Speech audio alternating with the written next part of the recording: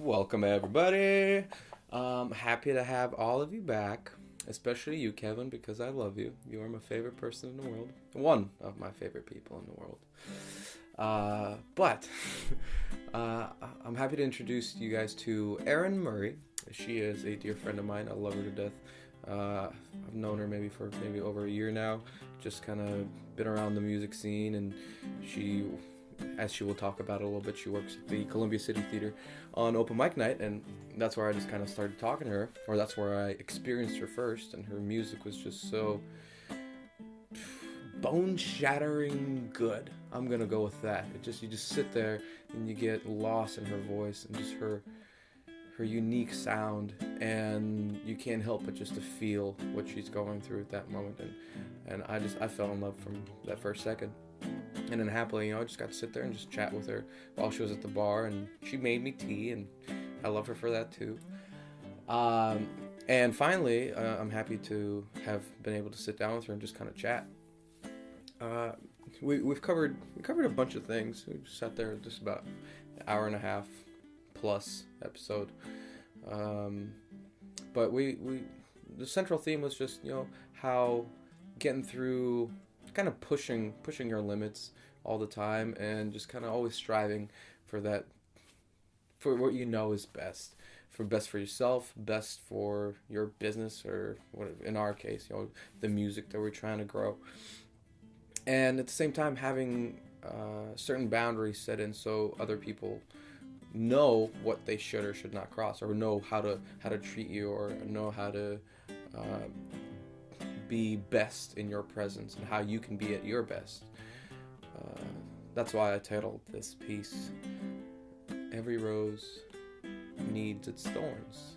Because as beautiful as you need to be, or you are, or you can be, you always need to have that protection for yourself. Because if you didn't have that protection, then, any old dirty crow, let's say, could just swoop in and take advantage of you and destroy you, or just eat you whole, basically. So you need that layer of protection to first of all find the circle of friends, the community that you're looking for, and at the same time to just keep away anything and everything that doesn't belong in your life. We also talk about just that community aspect of finding people that have your back and want to help you and can get you to focus, or to fill in the gaps that you aren't capable of doing, or it's just not your forte. And that's okay. We're not all supermen, and none of us can be like Superman or Superwoman or anything of that nature, because we all have our faults, and we all have our talents. And we sit around and I really just get taken for a ride with Erin. She took me everywhere in her life, and I'm really appreciative of everything that she told me, and it's such a warm conversation.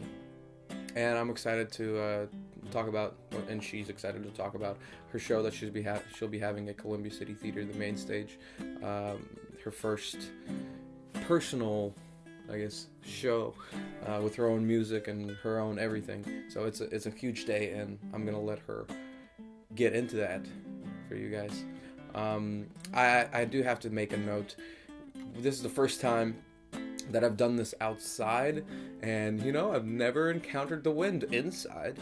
And then when I was editing the podcast, I noticed, oh man, that's loud. Why is that happening? And I realized it was the wind. So I did my best to take out that noise for you, but it is still there at certain times when the wind was stronger. So I just need you to sit through it and do your best. It does sound much, much better than it was, and at least now it's listenable. At first it was not. Also, we had a dog outside, or two dogs outside, and it was a lot of fun to watch and to just sit around with them. It was a great day to have a nice little outside conversation. But at the same time, that little dog would like to run up to the microphone and just go beep. And I hope that wasn't too loud for you either. But I think I caught most, if not all, of the little barks, because they were piercing the brain. Anytime I was listening, they were piercing to the brain. So I hope that it's not there anymore and you don't have to experience it. But if you do, I'm sorry, and I love you. I truly do. Thank you for sticking through this. And without further ado, I'm going to jump right into the episode, and we just start talking away. Alrighty. Hope you enjoy it. This is fun. I was just getting a coffee, and the owner at the coffee shop asked me, like, what are you doing today? I was like, oh, I had a nice slow morning, like, made a yummy breakfast. Like, I've been doing, between teaching music, playing music, and bartending, it feels like these last few days, or these last, like, week or so has been pretty much doing, like, 2 of the 3 things every day. Playing and teaching and like, right, or it's like I have to teach during the day and then bartend, or I have to like teach during the day and then play a like hotel gig, or I have to, and that I appreciate the diversity of my jobs, but doing them both, like doing 2 jobs on any given day, like it's exhausting for me and like zaps me. And there's been a number of those in the last little while. So we were potentially going to be in the studio today. Oh God. Like, yeah, like at like noon or maybe even 11, and then we didn't get confirmation. It looks like we're going to try to be in there next Wednesday. But I was like so if you're recording, is it you and oh God, I always forget his name. Cody. And then just the 2 of you? Or do you have other people coming? Yes. Well, Chris, the guy we're recording with, Chris Bonney, he's a really, really excellent drummer as well. So he's played some drums on some of our tracks, and Cody's really proficient at the bass, so he's been able to lay down some bass tracks. So we've kind of just taken it track by track.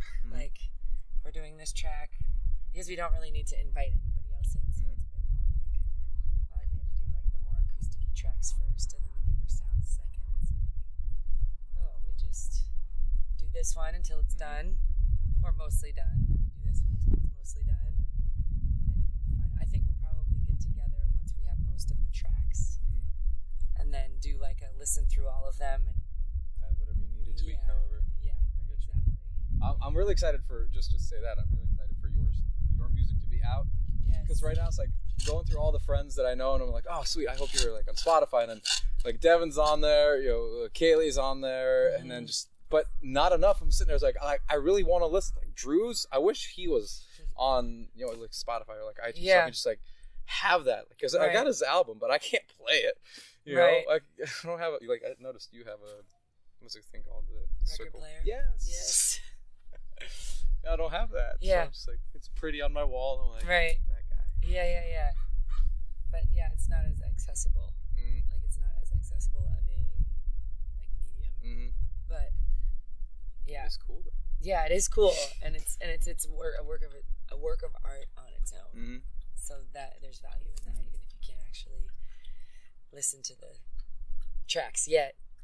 It inspires me. Yeah, like I said, it's on my wall. I have like some black records around it, and then I have this in the middle, in the jacket, and I was like, sit down and let's play something. Yes, bring in the color, like the spice and the. Definitely. Yeah. That's one of the, besides his music, another big reason that I really connected with Drew is just because he's just such a colorful personality, and all the colors that he does use in his art too. I'm just like, yes, you get it.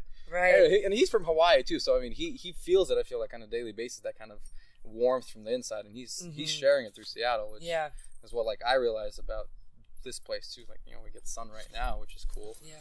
But most of the times we don't, and the prominent colors of Seattle are just like maroon and dark, gray, and people wear that too, just like they embody it. So when I realized, I was like, no.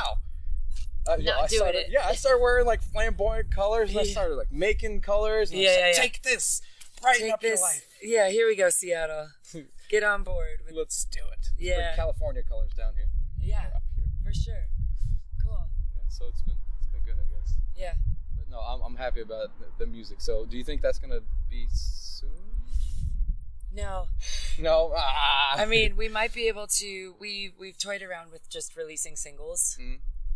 We have a couple of tracks completely tracked. It's just a matter of getting back in and doing the sort of final touches with the mixing, and then but Chris and his wife, he had a recording studio in his basement. They bought a house and moved. All the while I was looking to move, but was like, oh, maybe 3 to 6 months I'll find something if I start looking now. Not even, like 6 months to a year. And then in like 2 months this materialized. So then all of a sudden I was in the throes of moving, and I lived in that other house for almost 4 years, which is just a long time to be somewhere. And I don't do well. Well, I do well with change, but I'm a very, very nostalgic person.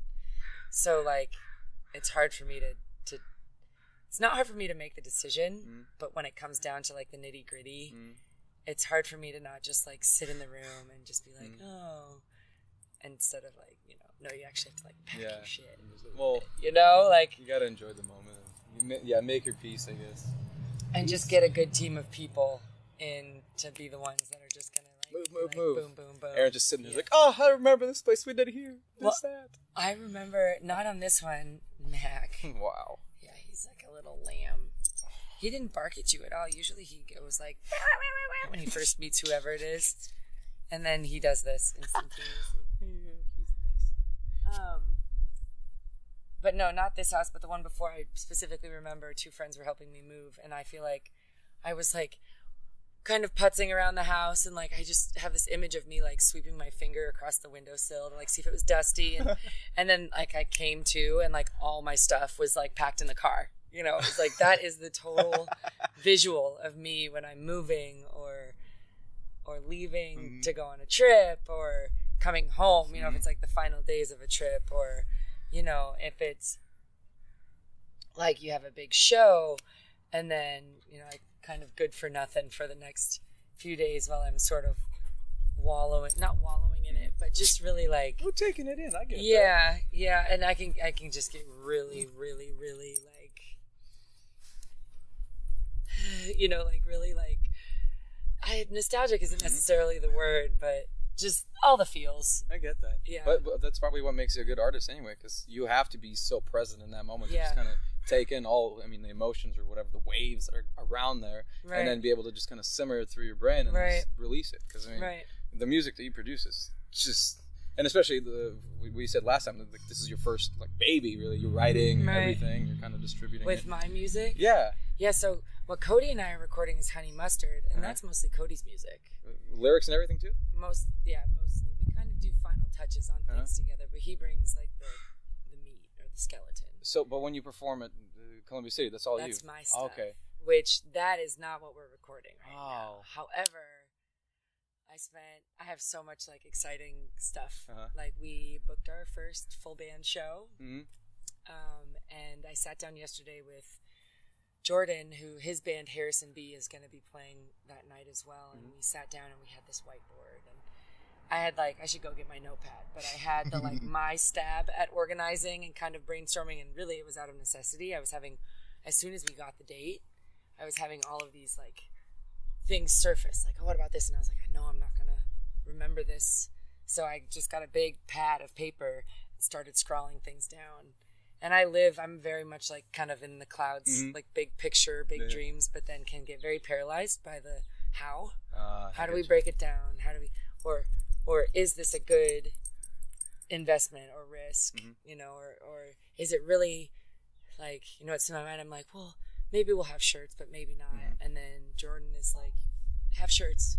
2 months is plenty of time, have shirts. And I'm like, okay, you know, it's sometimes you just need a team of people. Well, not sometimes, for me, I should say, almost always. Well, it helps to have a push, that's for sure. I need like a team of people that can sort of help me take this thing that exists for me very easily and synthesize it into steps that make everything feel way more attainable. And staircase. Yes, exactly. And like I've managed to do that in the past with other projects on a certain level, but this, like, it's becoming such a family affair. Like Luke Shea is going to make the poster. My sister's going to help with visuals for the night. My really good friend Theo has a screen printing business, and she's going to make the t-shirts. Like, one of my best friends from high school is playing the opening set. Like, my other dear friend, we haven't coordinated everything, so I don't want to or state things that don't necessarily 100% gazillion percent are confirmed. But my best friend from elementary school, Erin, is just kind of going to help MC the night, and we're going to turn it into a bit of a fundraiser, and like, I don't know, like it's just so many things are surfacing, and so many and it all feels good. Whereas, it's like, do I want to do this or do I want to do that? And I don't know. Or like, oh, well, I could do this, but that just sort of feels all right. It might be easier, but none of this for me has ever been like the path of least resistance. Oh, of course. I want to work hard, but I'm prone to like, okay, well, that's too scary, so I will leave it out. Or maybe that's too ambitious, so I'll leave it out. And he makes really funny noises. Yeah, he's a little fluff. But it just, to have this sort of outline now, and like Jordan was like, we sort of brainstormed the big ideas, then we turned those into like, what are the steps that you actually have to do in order for these things to happen, and then we set like dates essentially, and it was good. Like that's something that I sort of do, but he was very, very diligent, and like, I don't know, it was nice. He has years and years and years of experience on me, so that is just, I trust him. He's a great guy, an excellent musician, and also an experienced performer. And I mean, not that he knows it all, but he knows a lot more than I do, but also, has the wherewithal to say like, this is what I would do, but this is your thing. And the most important thing is that, it feels good. But I love the like, hey, this is an outline. So like, as it's coming, as it's unfolding, if there are things about this outline that don't feel right, or that just don't seem like they're going to be a fit, then you move on and you put your energy into something that is going to be a good fit. You were very lucky to have just a very nice team of people, and a very diverse team of people. Yeah. Musicians and producers and t-shirt printing people, and then all of your friends too. That's just amazing. That is really amazing. Well, and it's crazy to me too, because like the littlest of things, like I was, thinking about, I think it'd be nice to have kind of like an MC for the night, so I don't have to worry about being the one, keeping kind of things rolling. And then I'm like, MC, it's just a show, but like, it's really not just a show. None of it's just at least show, not for me this time around. There's been plenty of times that Honey Mustard has played shows that you show up and, oh yeah, Mackie, you're so scary. Oh yeah, very scary. I like his little tooth. Snaggle tooth. Yeah. Oh, woo, woo, woo, woo, woo, woo. Oh, woo, woo, woo. But no, yeah. But yeah, it's turning into like, but I wouldn't have it any other way. Like I've never, my biggest thing has always been like, the more I am doing what I love, or figuring out what that is, and kind of hashing through how I want it to look and feel and, turn out, like I've always, like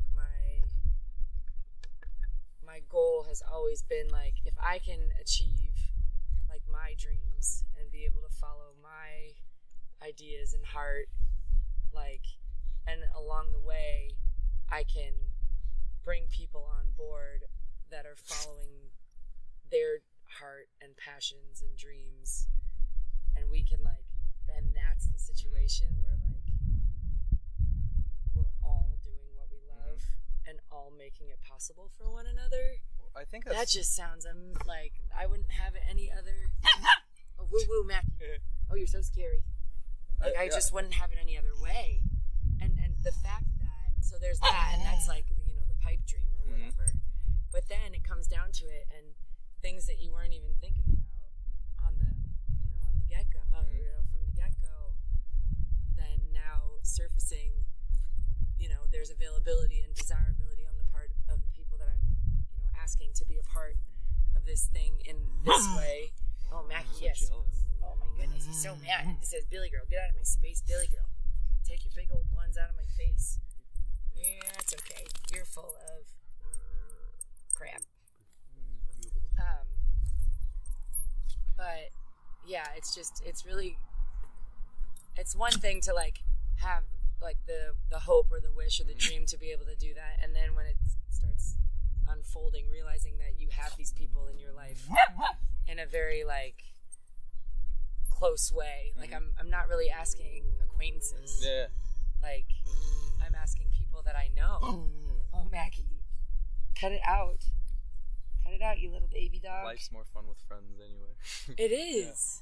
Yeah. It is, and like I don't know. I just feel super fortunate to nothing like kind of having a very sort of specific dream to like make you realize the kind of people that you have wound up surrounded by, and like I've always felt like I really liked all these people and was very much in support of them, but I've always been sort of more of like a natural nurturer, and I've had a harder time either and asking for it, mostly because I didn't maybe want to put people out, or but then I wouldn't think twice if somebody would ask me to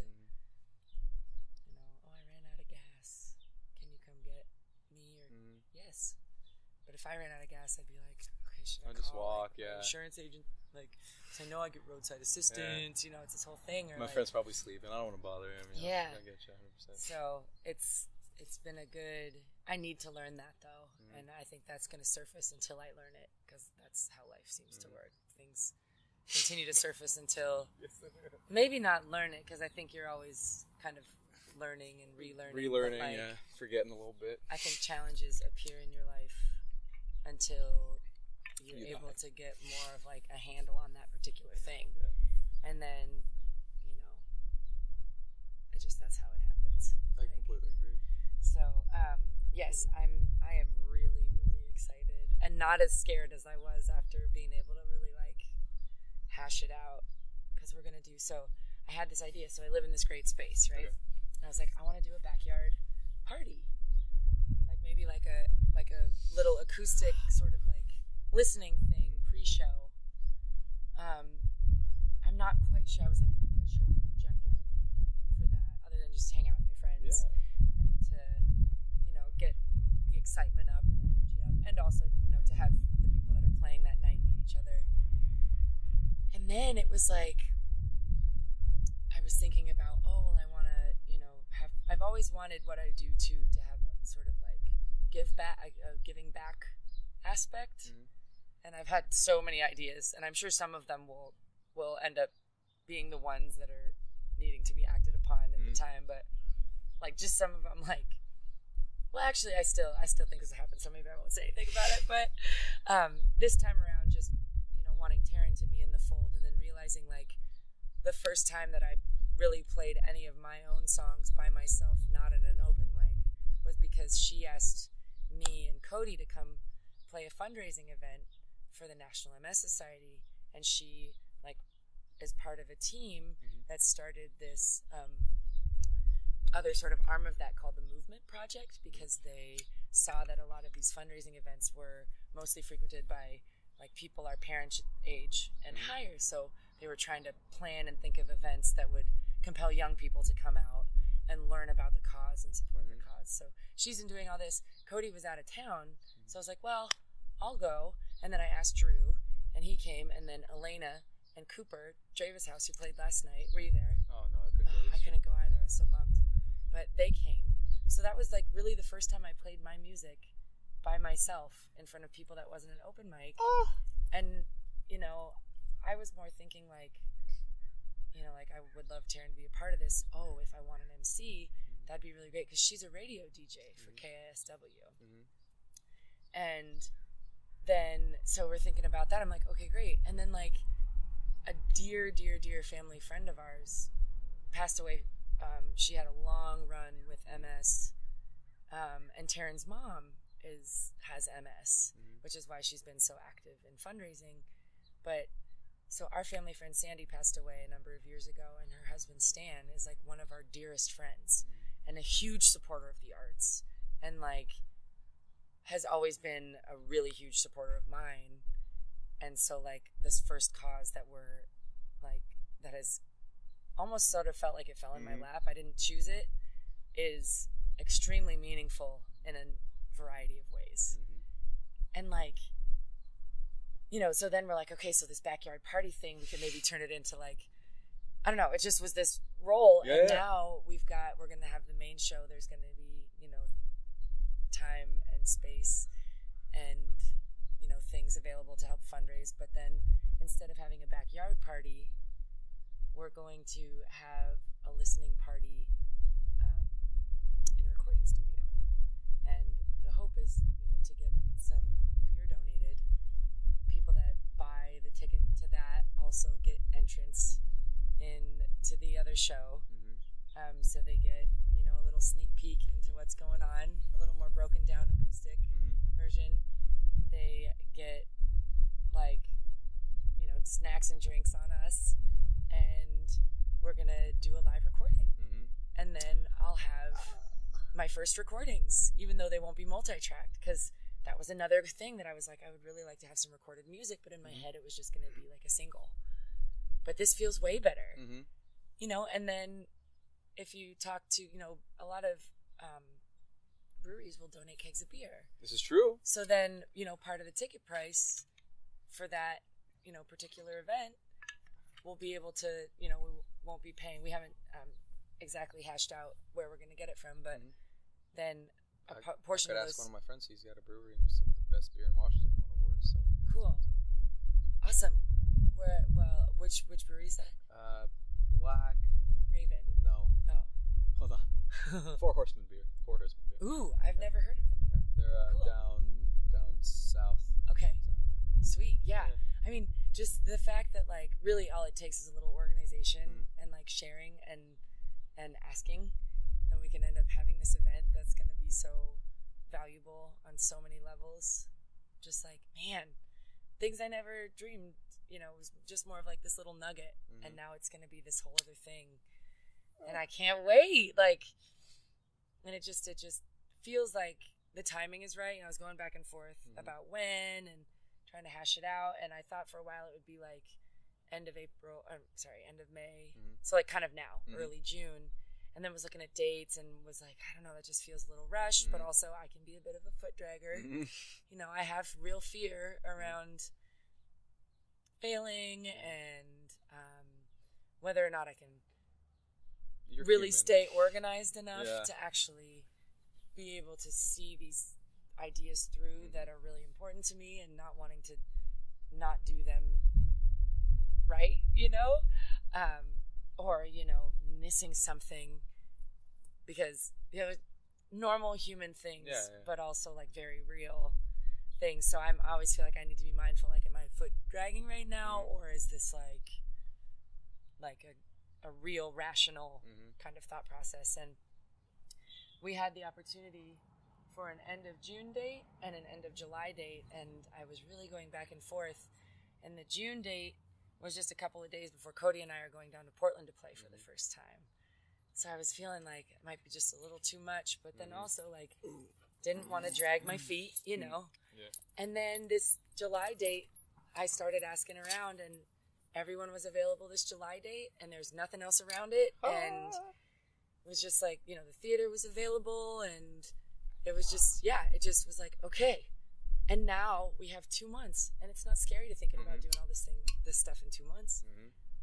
One day at a time, get everything lined up. Right. And, you know, start reaching out and have more of like a more clear idea of what you're asking for before you even ask. And, you know, or just knowing, like, I don't know how long it takes to pull off screen printing, you know, and, you know, talking around and people being like, oh, 6 weeks is good. I'm like, okay, 6 weeks. Yeah. Perfect. They Start can do now, that. and then we'll come out. Yeah.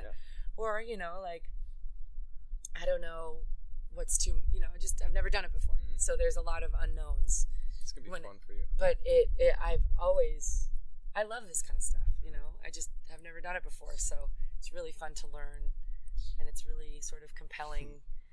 And well, you have to learn from just like on your feet. There's Yeah. not a manual for it. That's why like I love it so much. You can't Yeah. like, even if you like reach success right now and you're huge and you're just like, hey, what's up? And I'm like, and you tell me everything that you were doing, it's still so different for me because I have my own path and I have to Right. kind of realize my own crowd, my own understanding, my own venues, because it's Right. like we're all on a different path, especially Right. you know, depending on music or visual or Right. writing or just so many different art types. Right. But being an artist is just one of the most, I feel like, fulfilling things. 'Cause Yeah. it's the unknown, and you're Yeah. working on yourself while you're working on something outside of you, Yeah. and you're trying to, like what you're saying, just capture everybody else's essence in it, and just trying to share that message of, hey, you can do this too. Don't just watch me. Right. Like, participate. Yeah. Whether you participate with me or just go off and just get something started for yourself. Right. You don't have to Right. follow me. Just Right. start listening and just kind of Right. exposing yourself. 'Cause Right. it's all about just being naked, just in front of everybody. It's Yeah. like, look at me, world. I am naked and I'm Yeah. okay with it. Yeah. So we're not going to be wearing any clothes on the Yes. 26th district. If you say that, I will so show up naked. Like, I am such, like, I can't even say I'm a secret nudist. I wish I could be just a nudist. But Yeah. I don't know if I'm ready, if society is ready to just, like, allow me to walk around the streets. Naked, Right. You know? Right. Well, I hope you carve out time to, and spaces. I hope you found some spaces where you can let Just be naked. your nudist out. Oh, yeah. If I go to the gym, you know, I'll just, in the locker room, I'm Yeah. always naked. Why not? I figured out that if I lay here, well, we used to have a bunch of bamboo here Oh. that added almost twice the height, but Mary Beth decided to take it out because all the rest of her dirt was on. She couldn't do anything with it because the root system in bamboo is so strong, nothing else can grow. And then taken out because she wants to have more of a garden. So when there was the bamboo, I could pretty much lay anywhere, especially a little bit closer to this fence, and nobody could see me. As long as, somebody could see me if they were in the house, Yeah. but none of my neighbors could see. And now I was out here 2 days ago and was kind of like trying out, like, what about here? And look around to see if I could see in any windows, because I can't see in, I can't see out. And there are little patches of this backyard that I can get away with That's good. being in the buff, which, like, I took a nap out here, and it was just so nice and sunny. Oh. It was, like, breezy. It was quiet, There's not often a lot of, like, street noise, which is okay, too. I grew up in the city. There's something comforting about, street noise as well. But, yeah, I just really feeling like a time in my life where, like, things are coming together. Like, even just having this space now. I don't think I realized how just sort of routined I was in my old space, and how sort of my thought processes and my just sort of my routines were very fixed, and they weren't bad, but it's just nice to have a fresh start and be able to sort of rebuild. And outgrow the old routines, yeah. I mean, we can't expect any different situations to happen if we're continually doing the same thing. Yes, So you found a new space, new things are happening, so Yeah. you're going to keep rolling on that. Yeah. And then maybe when you find yourself in that next, I can't say rut, but in the same routine. Right. And then maybe then you'll find your next step up, and then you'll Right. be playing like huge stages. It's like, Huge stages. woo! Well, yeah, there's really nothing else, and this feels like when I first sort of realized this, it was maybe within the last year, maybe a little longer than that. I can't remember exactly, where I realized, like, there's really nothing else I would rather be doing. Mhm. Like, and it's really scary to articulate that, to say it, like, out into the world. Like, I want to be someone who is a full-time musician. I want to sustain my life and my lifestyle and my ideas of what I have in the future for that, because I am an artist that creates and plays and organizes, and it's scary to say those things out loud.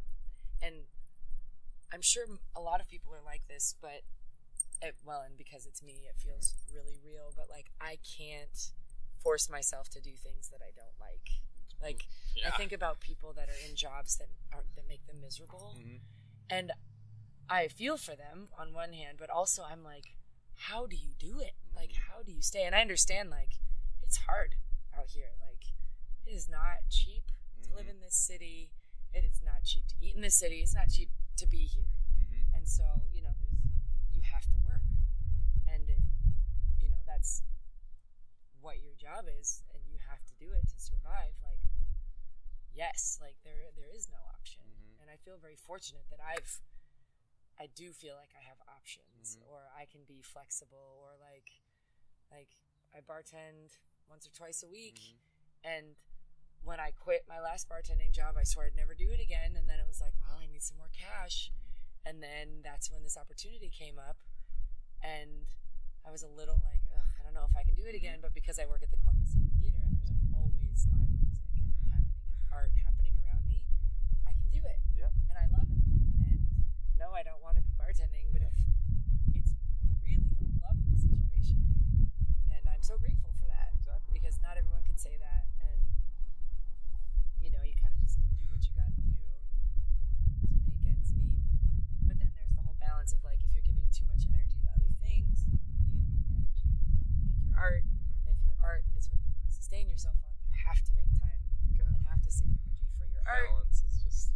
But then that's not paying the bills, so then you have to have, it's just this whole, you know, cycle kind of thing. So, yeah, I really cannot, like, I used to be much more like, oh, just, you know, suck it up and do it. I used to be the same way, but I can't anymore. It's like you're selling your soul, and you feel like you're selling your soul to whatever's outside of you, and you're being drained. Like I remember that feeling, and that's why you self-medicate. You go get drunk, you do some drugs, you do whatever, you have sex over here, and then you continue doing it. Right. But now, like, I can't.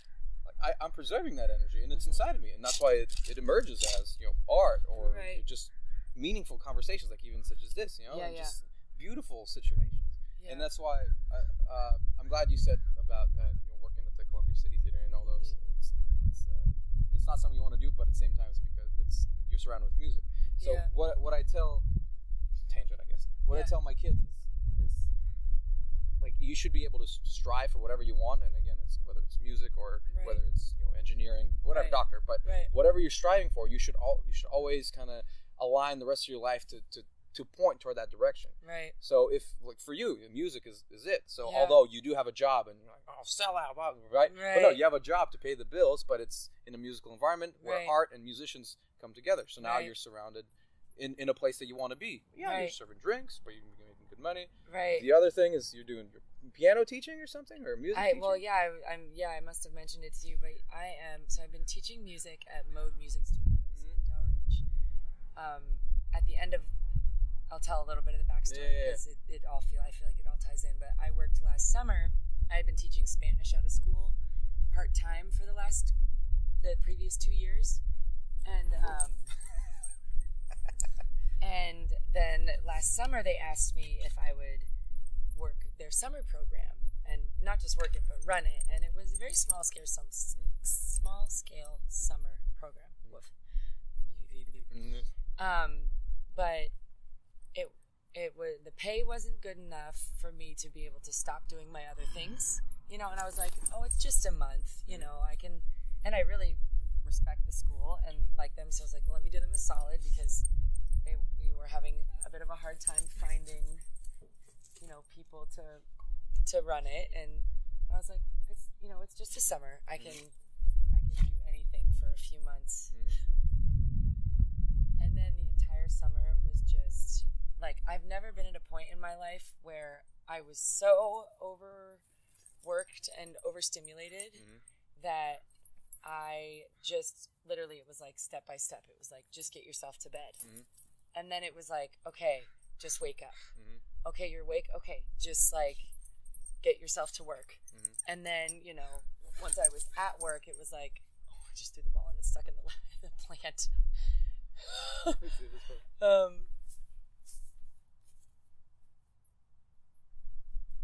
Go get a Billy girl. But then it was like, okay, just get there. And like, to me, I really appreciate being planful and thoughtful and prepared. And I get really stressed. I get really anxious when I feel like there's not planning or preparedness or supplies or whatever. I also, I have to challenge myself. I do think I think it's a little too much. You know, I'm learning how to also, you know, leave room for more organic and trusting that will happen. So I do like that I'm that way, and I think it's important for me to remember that and to cater to that as I'm doing big things, but also like to remember that things will work out, or to remember that sometimes some of the coolest, most valuable, most feely good stuff is stuff you could have never expected or planned for. So I try to hold those things in balance, but it was just, I felt like, I was bartending super late, then getting up really early, and I was playing music really late and getting up really early. I was dog sitting, which is actually, I like dogs a lot, and it was not too much of a stressor, but having 2 dogs around instead of 1, and then you're not present to be able to give them what they need. It just, that feels bad.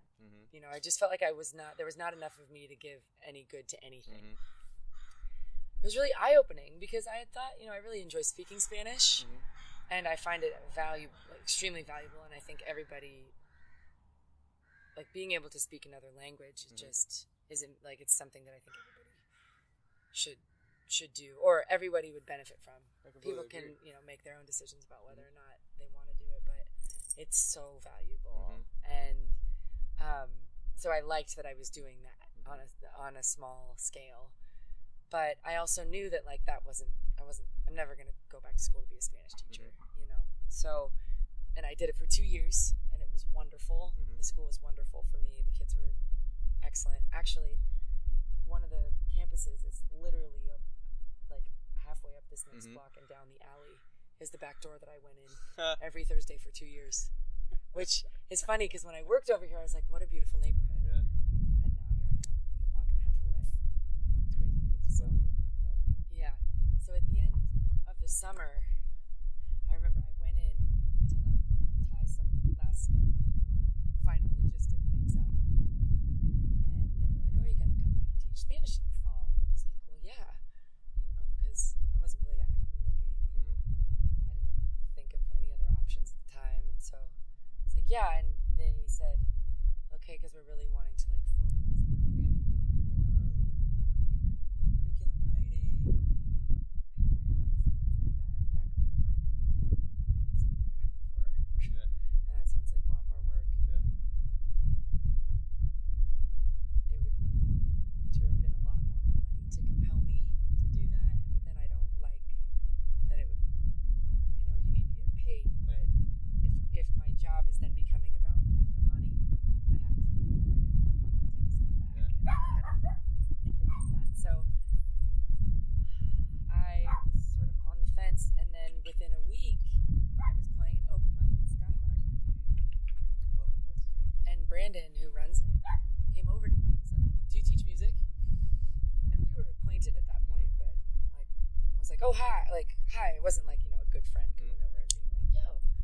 He's like, do you teach music? Do you teach voice? And I was like, I've always wanted to, but I've never done it, and don't really play piano, which is very helpful. And I took about 1.5 years of voice lessons a couple years ago with a woman named Rosie Betts-Zoll, and I would send anybody and everybody to her. She was the most, yes, technically I felt like I got so much better, but just her nurturing heart and her capacity to be present for you as an artist.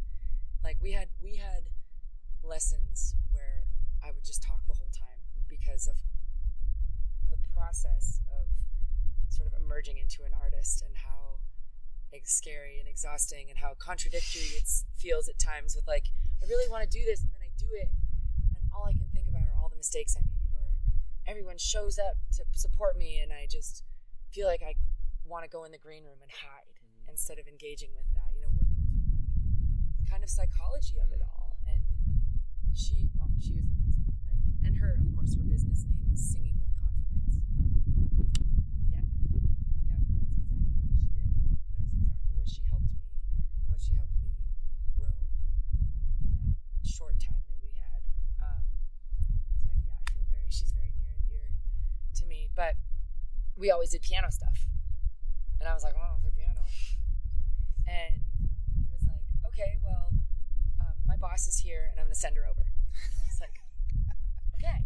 So then her name is Erin. She's the founder and still teaches also at Mode. And she came over and we chatted for 45 minutes. And it was just we had known each other forever. And, was really fun. I really like her. I really like what she's doing. But I didn't think I had the job necessarily because I figured she'd want to like hear me, or ask me questions to like check. And then, we had exchanged numbers and she was like, oh, come out, we should go out for lunch because it was late at the Skylark. It was kind of loud. She's like, and so we went out for lunch maybe a week and a half later or something like that. I can't remember the timeline exactly, but not too long after that. And the way that she spoke was like I had the job because in her mind I did.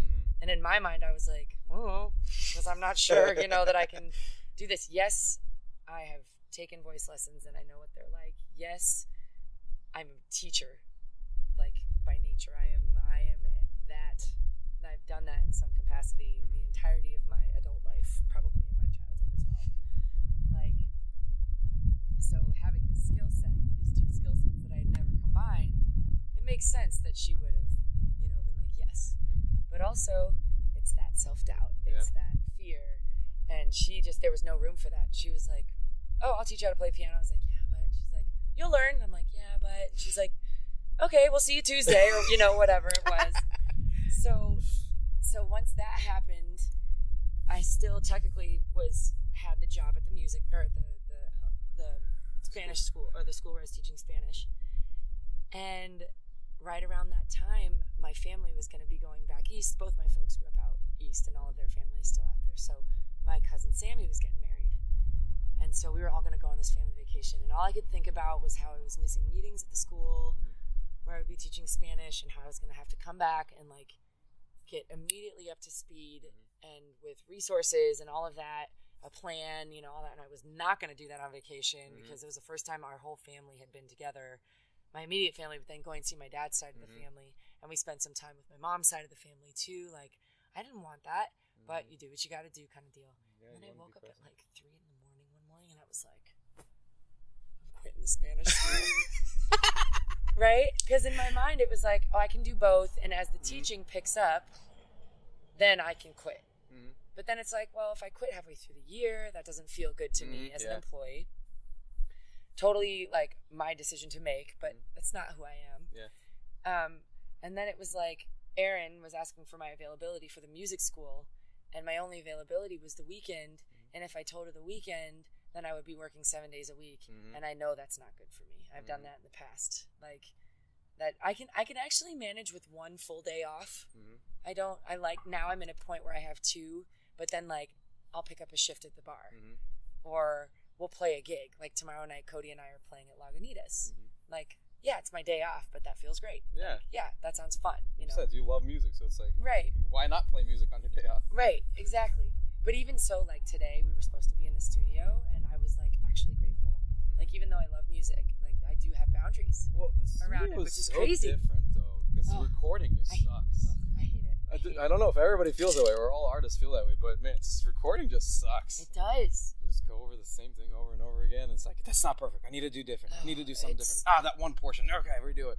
And then editing and just I try to minimize as much as possible until like people decide to just pay me for it. Right.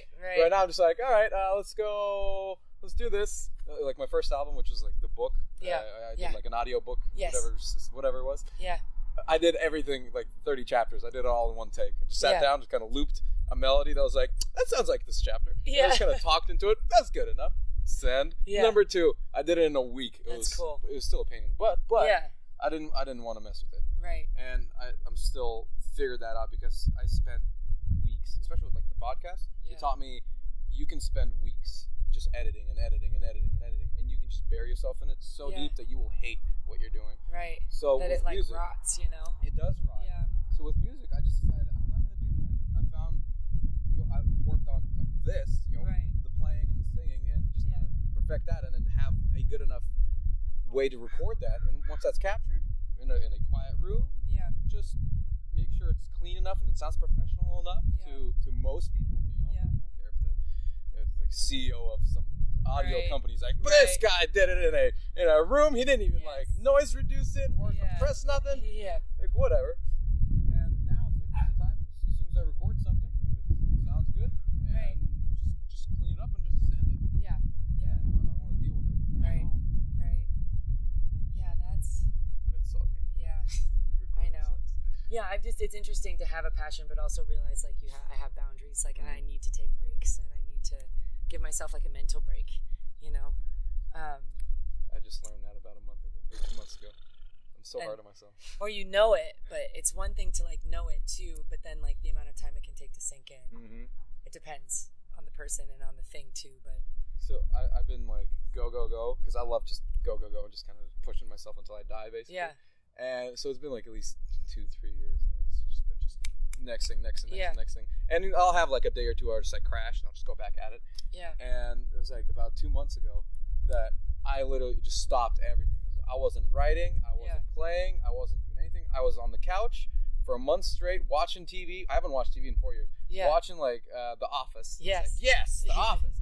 Just all day eating whatever I wanted, like because I was vegan for a long time. It's like very clean in my intake. Fuck it all. I'm just gonna eat this candy stuff. I'm gonna eat this cake. Oh, who cares? Yeah.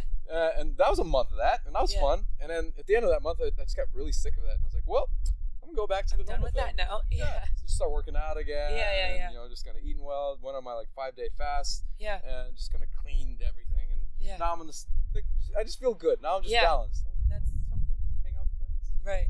Go work out. Right. Watch maybe. I started watching a TV show yesterday, actually. It's a Spanish show.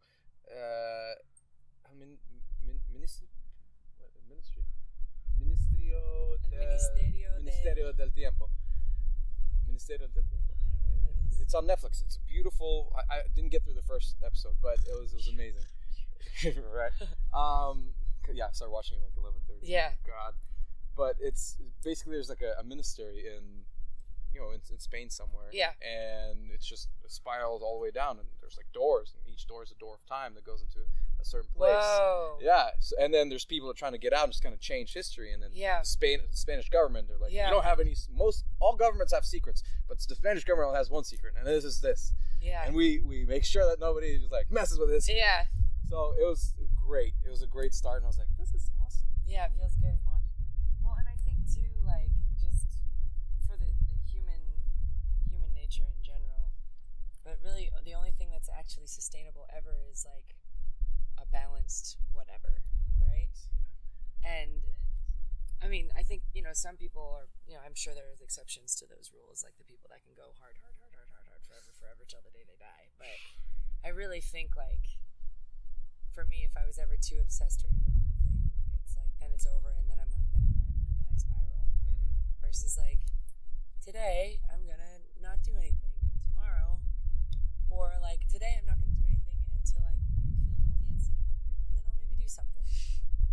Or like it's just getting in touch with more of like what the actual reality of what you're doing is and how you want to do it, and letting yourself be you in your process, versus like being the person that you've like expect yourself to be, or that other people expect you to be, or like really just sort of cluing in with what your process is, and then doing that. And I think for me, the way that I've sort of honed that a little bit more is when I do start to feel anxious, I know that I'm not making enough effort. Like that I'm like, okay, I need to like do something to feel like, it's not even like whether or not it works out. It's like, I'll be happy so long as I know I tried. But this isn't going to feel good if I feel like I just did it, flying by the seat of my pants, or, or some, at least some level of preparation. Or, I get you. I feel like I'm a little opposite, because I feel like I need to just be productive all the time. Just like, oh, what are you doing? You're not being productive. You're wasting your time. Yeah. And it's just pushing. And like the last couple of weeks, I've set a priority to be more social. Just go out there, and it's been great, because it's like, oh well, I could sit down, because I started like writing, to get more gigs for like the summer. So I just started Chop Suey and like some gigs for you or something that I saw Tobias mention online. I was like, oh, look at this. Sure. And just started filling stuff out, and then I was gonna, like yesterday too, I was gonna go and do more work, and I was like, you know what? I haven't seen my friend who just came back from Japan, and I know he's gonna be in an open mic, and I was like, I'm gonna go hang out with him. And I went there, and it was a wonderful time. And because I went there, I ran into another friend whom I saw met like a year and a half ago, and just really clicked. And he was there. He's like, oh my god! It's like, holy shit! Yeah. And it just reconnected with him. And that's so cool. Like those are the things that like you were saying earlier, life will just bring those into you if you're open to it. Right. And it's so hard to sometimes just kind of see what is like what you truly need to do. What are your course of actions? Because we're so clouded by the person that we think we should be. Yeah. But I think also, it's tricky because then it's also like, well, how do you know if this is you or not? You know, and so then you have to test it out and see if it feels good. You know, so there is this sort of and like, it's a feel good just be yourself, and you're like, well, I don't know who What the does hell that that mean? person is.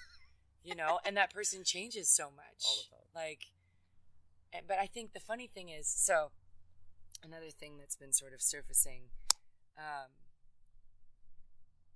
is just how, like, doing this thing now, like how certain things about music have made me feel more like myself or who I was before the world got to me. Mm-hmm. I feel you. You know? Yeah. And so how do you be who you are now as a 33-year-old and not a 5, 7, 9, 10, 11,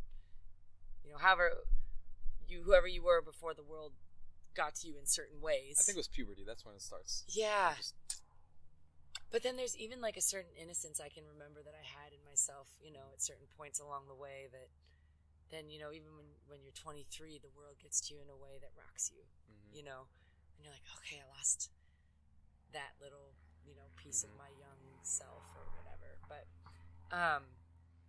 it's really fun. Like, I feel like I'm getting back to like 5-year-old Erin for like all the right things, but then I'm also like grown-ass Erin.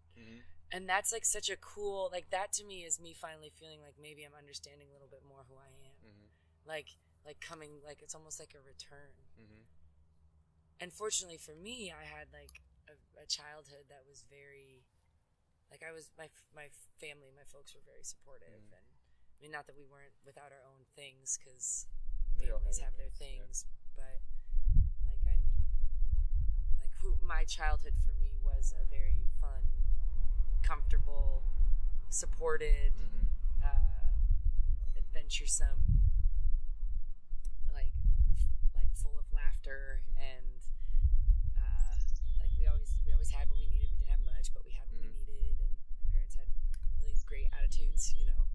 Thinking back, like now they tell us stories, and I think back, and I'm like, wait a minute, like y'all were broke, and I had no idea, because we were lucky enough that we had enough, and I don't know. It's just, I try not to take that for granted, that I had a childhood that I would want to return to. Of course. But also, what a cool thing that I'm at this phase at 33. I just turned 33 in April. Where For what? 21st. Happy birthday. Wow. Okay. Yeah, almost exactly a month ago. Yeah. And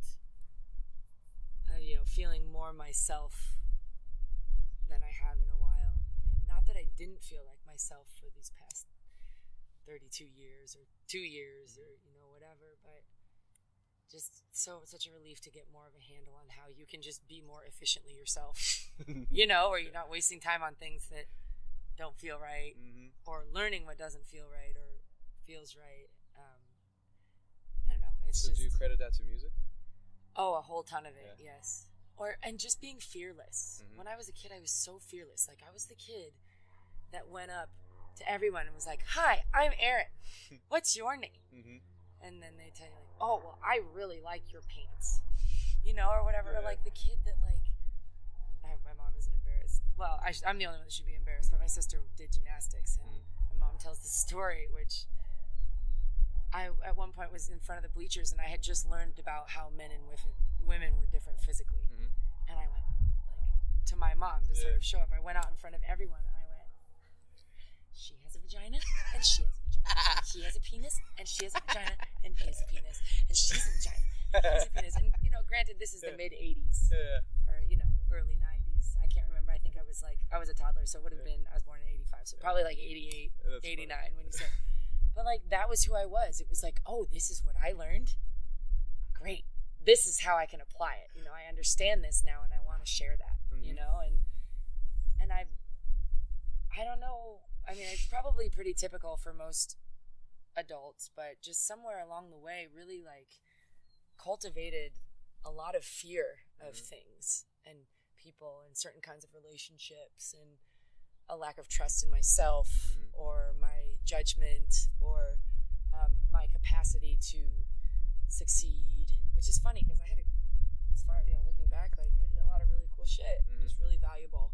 I'm very grateful for, but the sort of mind process around it all wasn't like, wow, this is really great, and like, yeah, that was kind of hard, but cool. Now I know. It was more like, like carrying more of like the weight of fearing if I do that again, because that didn't feel good, versus being like, oh, I could totally choose to do this other thing that was awesome again, instead of like, oh, will I be able to have the wherewithal to do X or Y or challenge myself, or am I just gonna kind of hide away, So yeah, it's just sort of losing that fear, and I still totally have it, but I feel like instead of like being its little bitch, I'm trying to like make it my bitch. You have courage. That's what it is. You're like, no fear. Like, yeah, you're there, but like, you're not going to hold me back now. Yeah, you want to get on board? What can you do for this show on July 26th? Like, and what it does though is like, it feels like the right amount to like make sure that I like kind of keeps me on my toes. Yeah, exactly. It keeps me making moves, because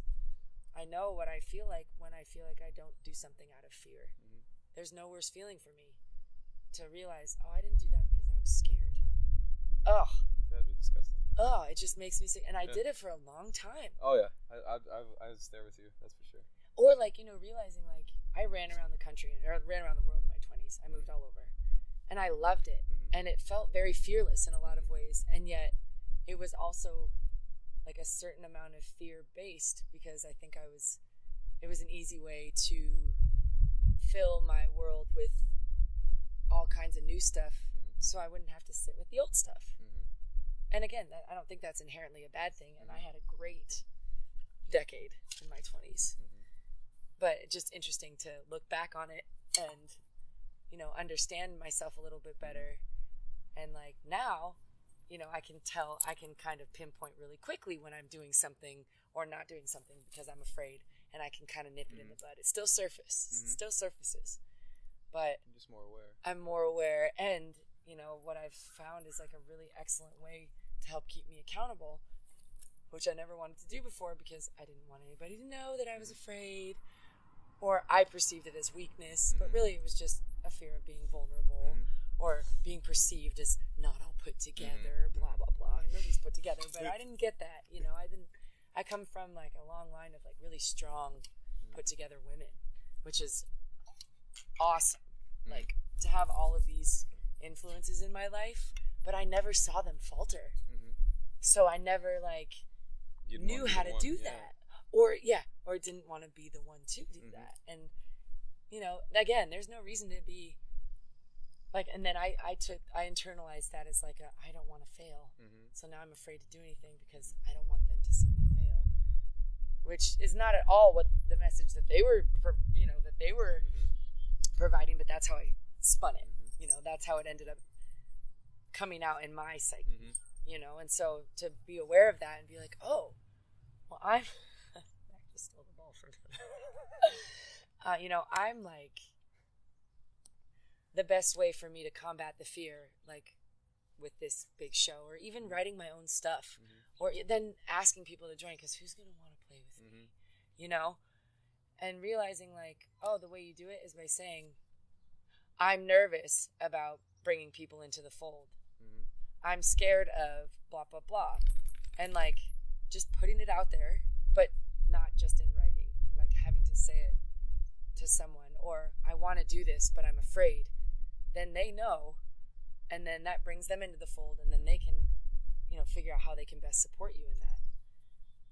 Or, once you say it out loud, then you're like, oh, okay, I'm done with that now, because now it's in the world and not in my chest. And okay, awesome, or like, there's just, I was always very much like, well, I'll just carry my own load kind of gal, but I would also be willing to carry everyone else's load.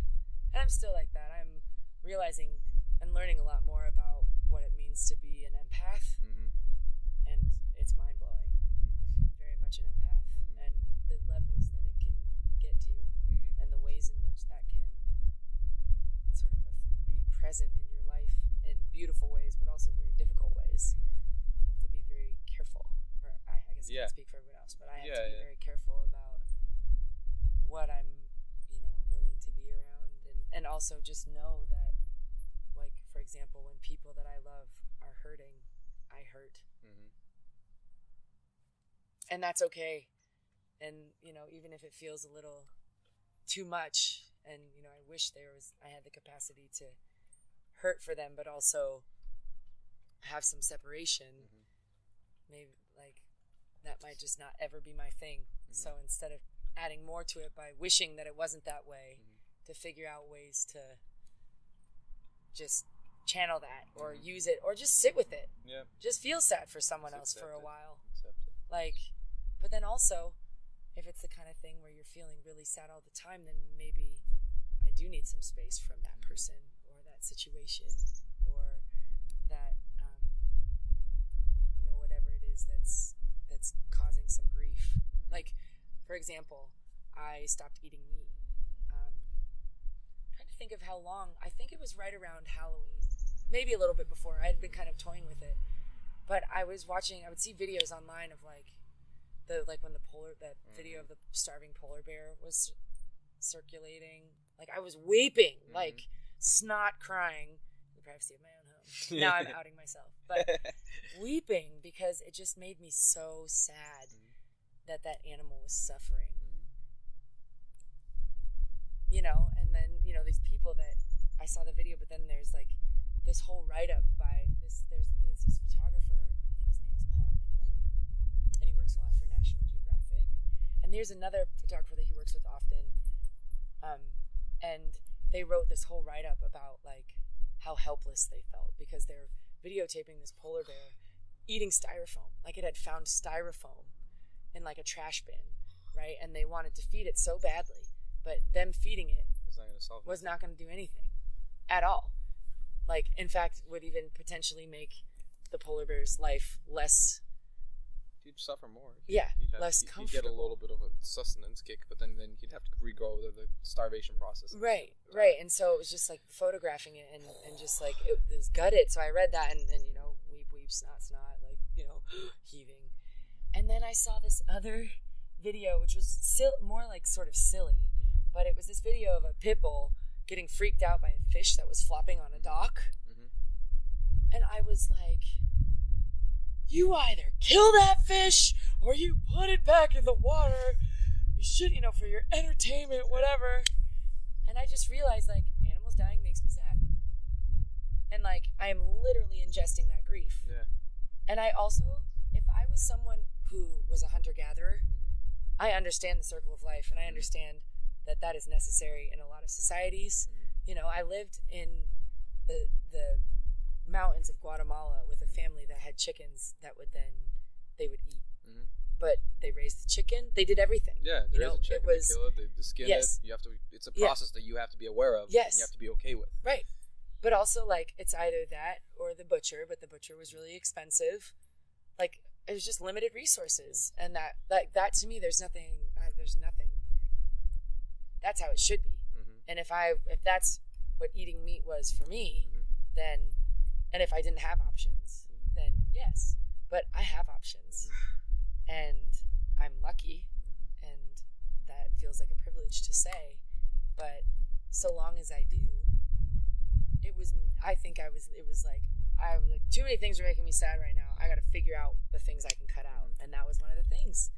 And I haven't wanted to eat meat since. And I also haven't felt sad about it since, except for, like, when I see it, but that's fine because you're doing something about it. And all I can do is for me. Like, I really honestly don't have a problem with other people eating meat.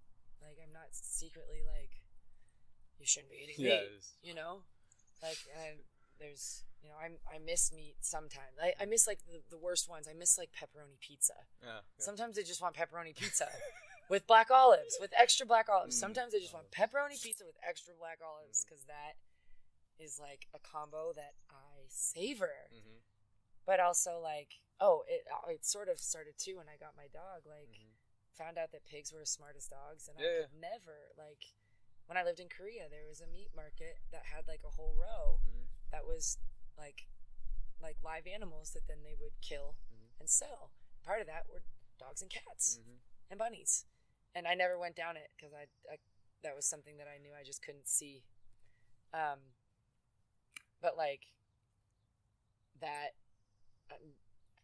raising a dog and eating a pig, like there's that didn't make any sense to me. It's just, it's a matter of culture. It's like this culture, we're like, it's okay to eat pigs. Different culture, it's okay to eat dogs. Australia, they shoot cats left and right because they're just like, they're everywhere. So many of them. Yeah. Yes. But it's like, you see that, and people just, they want to live in their safety bubbles. Like, this, I'm gonna be okay with this. And that's my perspective on eating meat too. Is like, if I'm gonna eat meat, I'm gonna go kill whatever. Right. I'm gonna skin it. I'm gonna prepare it, and I'm gonna have to go with the emotional process of what I'm doing. It's like Native Americans. They use everything. They would, praise it, honor it. Right. Thank you for the nourishment, sustenance. Thank it for its role that it plays. Yeah. But the fact of the matter is that most people have never seen how an animal dies. They're afraid to touch a raw meat, yet they're eating it on a consistent basis and over-consuming it. Yeah. Yeah. And it's like, okay, well, at that point, it's like, do you deserve that? Yeah. You don't have. It's not a freedom to eat meat. Right. It's just that's a whole other. I think it's so funny because it seems like just when you're an artist, it's like your lifestyle becomes your art in a lot of ways, and that looks a lot different for different people. And for me, though, like really understanding how empathetic I am, how prone I am to grief, just personally, but then also absorbing other people's and beings' grief, and like figuring out ways that I can reduce that, just because I'm so naturally inclined to that I'm so grateful that like I really don't miss meat. Like if it was like, I'll eat fish from time to time, especially because it does make me feel strong. Like my body does feel different when I have, different kinds of proteins. But I do love beans so much. I love beans too. I have like no problem eating I bought a 25 bag of like dried beans and soak them and pressure cook them. Like I have like maybe like a gallon of beans right now just in the fridge, and I'm just like, cold. That doesn't matter. Yeah, so I do. But yeah, it's a whole thing. It also like forced me to diversify like my diet, so I've learned to like other things and cook other things, which is also art. Like today I made breakfast. I'm glad you say that. And I made breakfast for myself and someone else, and when I was all done, I was like, look at the colors. They were like, yeah. But that's how I feel. Like, that's honestly, it's not like that is pleasing to my eye, and therefore like pleasing to my palate and my body and my brain, my heart. Like, it's just so simple, but just like nourish yourself. Yeah. Like, so I try to think about those things like in my other, I never thought, I was always such an adaptable person. Like, I never thought I needed these specific things to like, Mackie with the win, for the win. I didn't think I needed those things. I think about like setting up my space in the basement. And I told myself, Erin, leave it empty and blank. Don't just fill the space to fill the space. Because that's also like like it's clutter. You just want to go out and spend time with whomever, because that has the illusion of not feeling lonely. And I'm speaking for myself, where it's like, maybe you need to just sit in that loneliness and understand it, and still only socialize with people that actually bring you life, And so with my space, I was like, just gonna leave it, blank for a while. And little by little, it was like, oh, I kind of envision this for this part. And like my room is very like Seattle colored. Like, I've got this sort of like maroon, burnt orange, yet it's women dancing, which I love. And I've had that wall hanging since I was in college, I think. I think I bought it for myself before I moved out of Seattle for the first time, which would have been 2005 at some point. So whatever, 13 years ago. Yeah. But it's never really had like a good place to hang that was like, it was like in the living room at my last house. And it was, I did take it over. Did I take it to Korea with me? I think it was on my walls because I could roll it up easy. It wasn't going to rip or fold. It was just cloth. But I just decided like that I wanted that space to be that palette because it's peaceful and it's restful. But in that back room, I bought a freaking yellow record shelf And I wasn't going to. I was going to buy a black one. Yeah.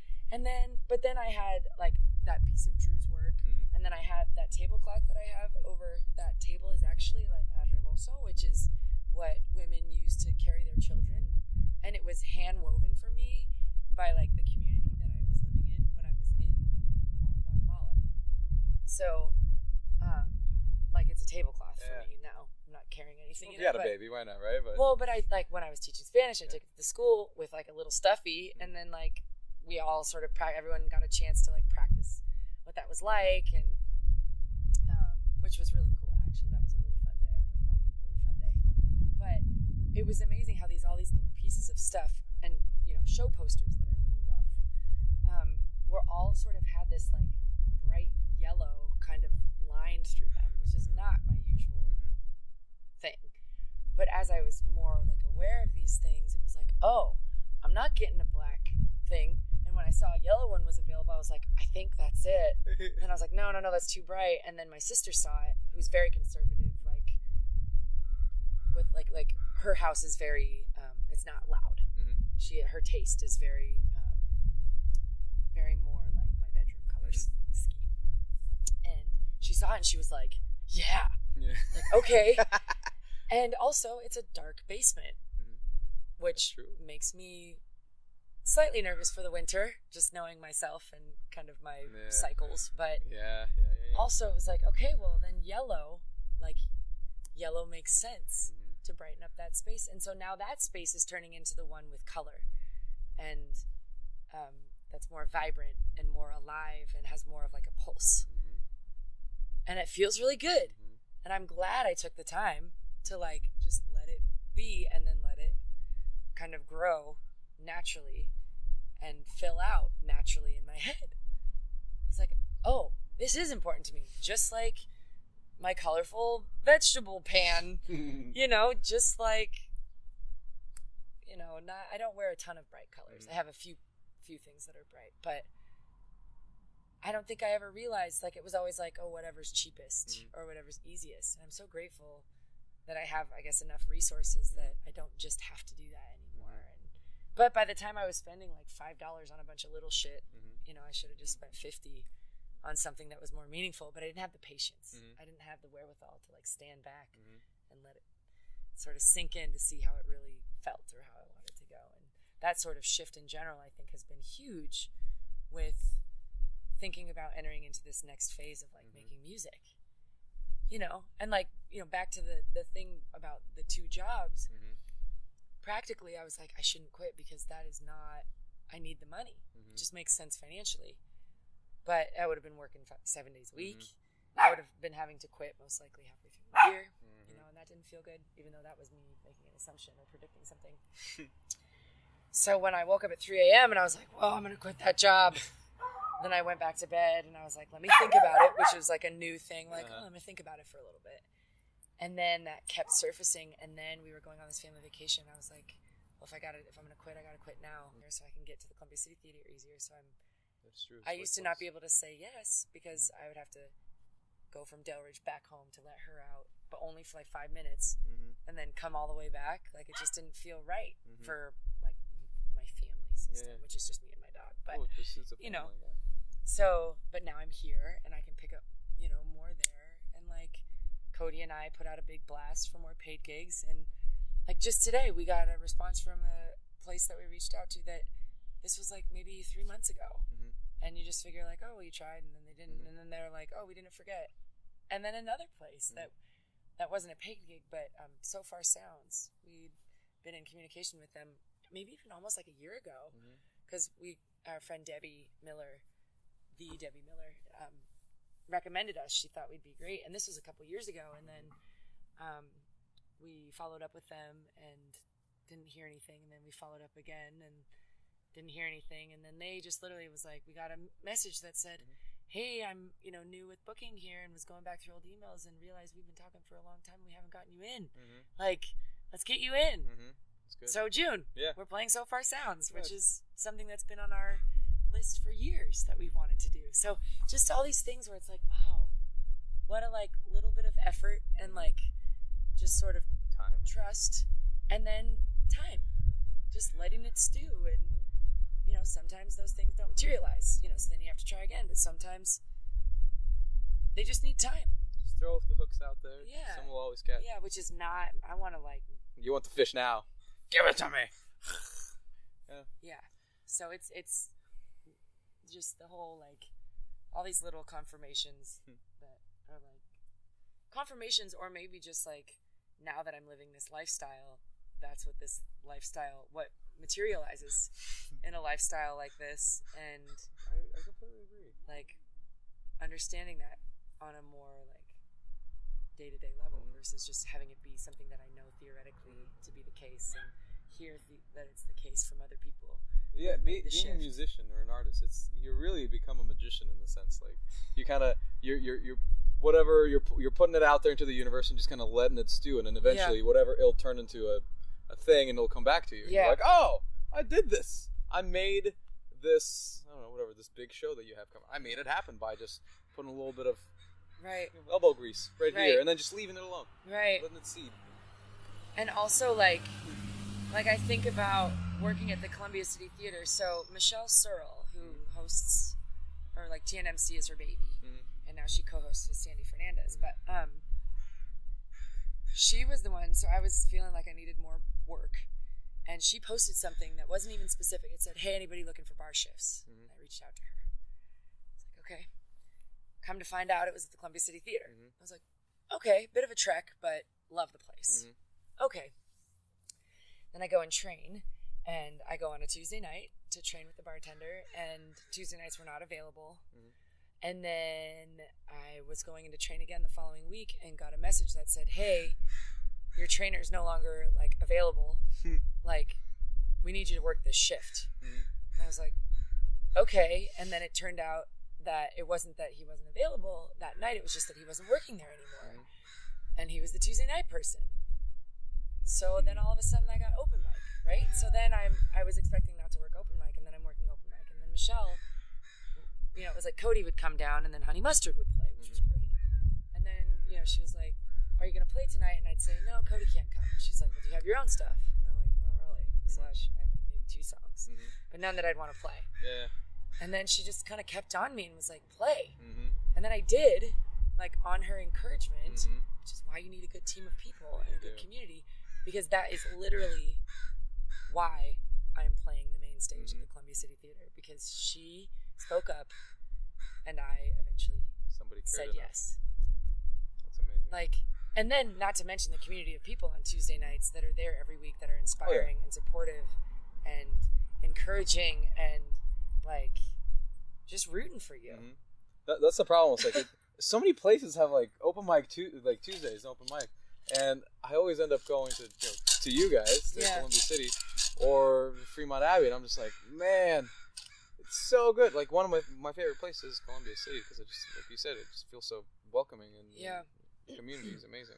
And I just feel so blessed to even know you and know the people that I've gotten to know in the music industry right now. Yeah, because they're like my kind of people, you know.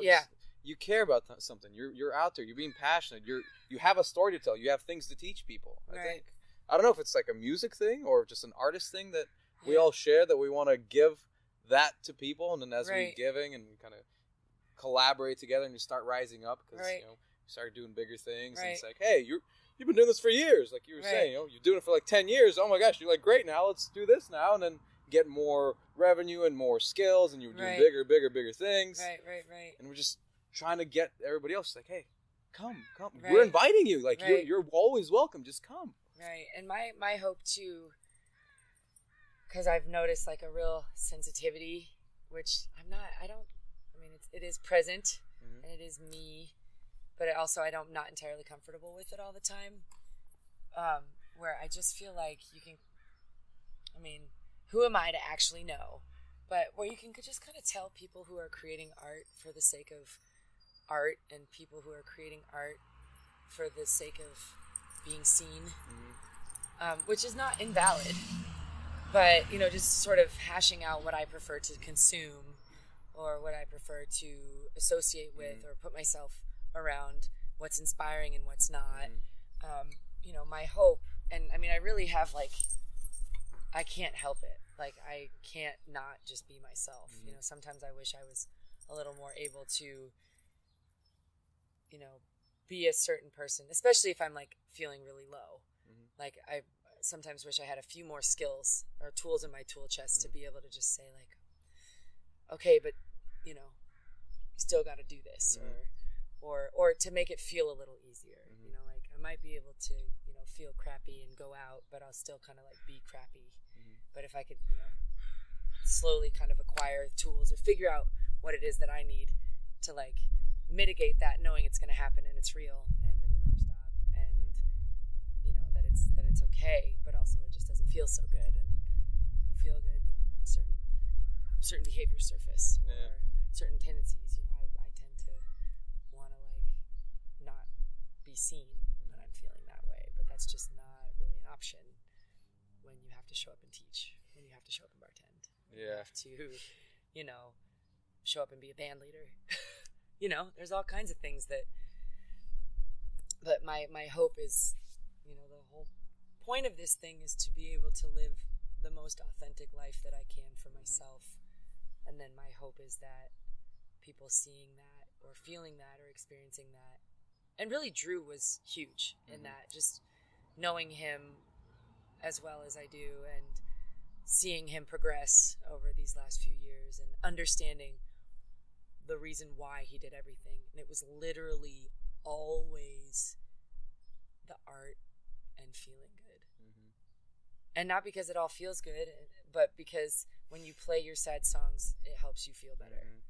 Or when someone can relate to something that you said or a feeling that you were feeling, then it's just a little easier to feel those things when you can share it, you know? It was never about, he never thought about all the businessy stuff, which I would argue maybe he needs to, if he doesn't want to think about it, just have someone to do it for him, because I think it would be a really valuable thing for him considering what he's got going on. But it's also his decision. And if that doesn't feel right, then it doesn't feel right. But, you know, for me, like, watching how successful he was, and success being defined by so many different things in his case, was, like, cool. Like, it can be done. Like, you can just be true to yourself and your art and be successful. Dope. Okay. Exactly. Because that's the only person I know how to be, is true to myself. And so, but I, you know, trying to understand a way to do that, or if it was possible, and, you know, again, knowing and seeing that it's been possible for other people, but, you know, not having it unfold in front of you and being able to observe that and understand. And, you know, when you're saying, oh, I just feel like Honey Mustard needs to play a show, but nothing's like feeling good. And he's like, you know, or feeling like I need to be working harder or more frequently. And having him say, like, you've been working hard and frequently, you've been doing this uphill chug for so long, and now you're here. Take that deep breath. Yeah. Like, you earned it. I was like, oh, okay. But then, you know, if that starts to feel a little uncomfortable, then start another chug. But only do it when it feels right. It's like, oh, you know, I'm very much like and am comforted by, like, if you do this, then this. So, okay, so I just need to know what I need to do in order to get there. Being an artist, there isn't a path. Yeah. You have to find who you are. Who are you? What makes you just scream in passion and or angst or anything? And, like, how are you going to let that out? Is it through music? Is it through painting? Is it through drawing? Are you going to write?